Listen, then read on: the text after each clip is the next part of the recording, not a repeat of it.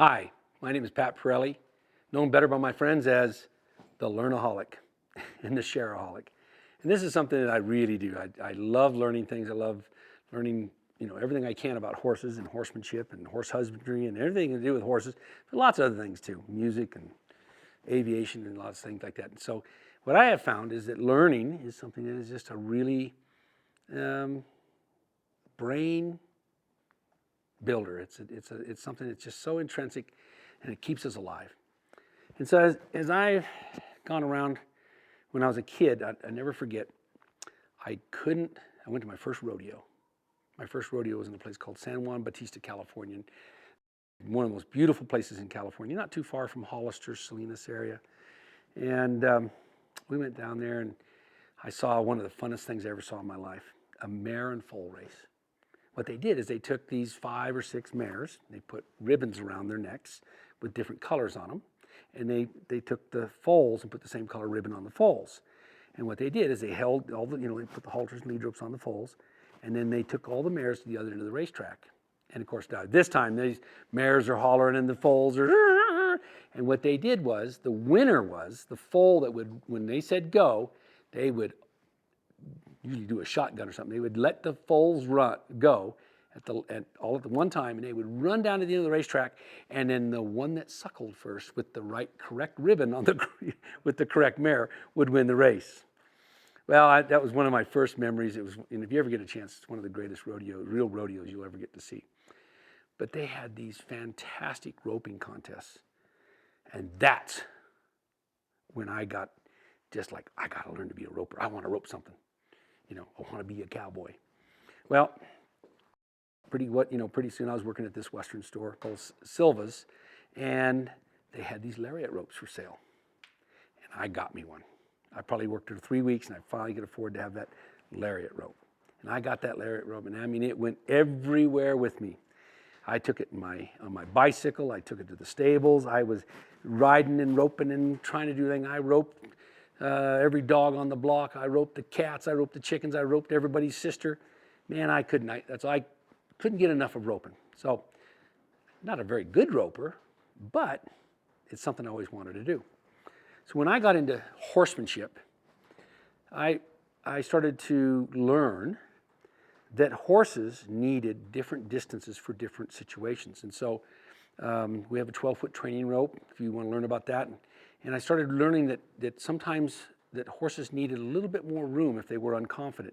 Other horses needed to know that you could affect them from farther away if they were disrespectful or didn't respect you or didn't think that you had what it took. Because see, horses have long bodies.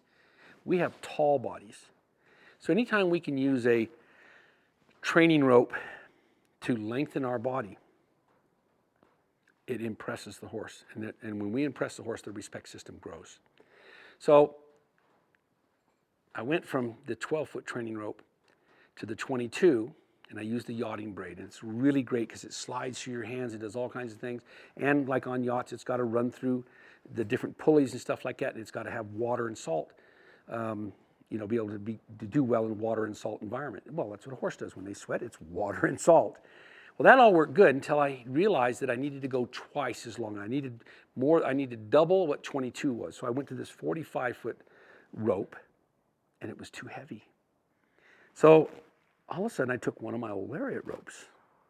Now, the lariat ropes you could get in those days were usually 35 feet long at the longest, okay? It was called a heel rope. And it was too stiff. So I was up in Wyoming. I went to a friend of mine, Bobby King, when he was still alive. And I said, Bobby, I want you to make some 45-foot ropes for me, but I need you to make them really, really soft. And so he said, how soft? And, we went through and he started making me some. He says, I'll make you, the soft rope. Well, he made me something still too stiff. I said, I need it soft. He made me another soft rope. Still too stiff. Finally, what's called a triple X soft, this real sloppy, floppy kind of a rope. Real soft and subtle and light and strong. And he says, Pat, that's how you ruin a coil of rope. I said, I know, but that's what I need. That's what, and he goes, well, you'll have to buy a whole spoolful. Well, how much is a spool? Well, that'll cost you $10,000. So in order to sell my first 45-foot rope, I had to spend $10,000 to buy the whole thing because nobody wanted to ruin a competition roping rope, which is made of the same materials for this extra soft thing that we needed with horses. Well, I said, well, first of all, I'm convinced that this is what we need. I promise, I guarantee you that I'll buy the whole thing. So he finally makes me a whole spool of these extra soft ropes.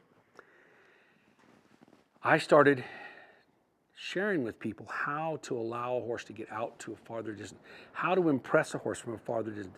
You know, when a horse is standing 35 feet away from you and you can wiggle a rope at them and they'll still back up, and then if you'll sit there and go like this to them, and then before the slack of the rope comes up, they start walking towards you, all of a sudden you realize that these training ropes are just safety nets.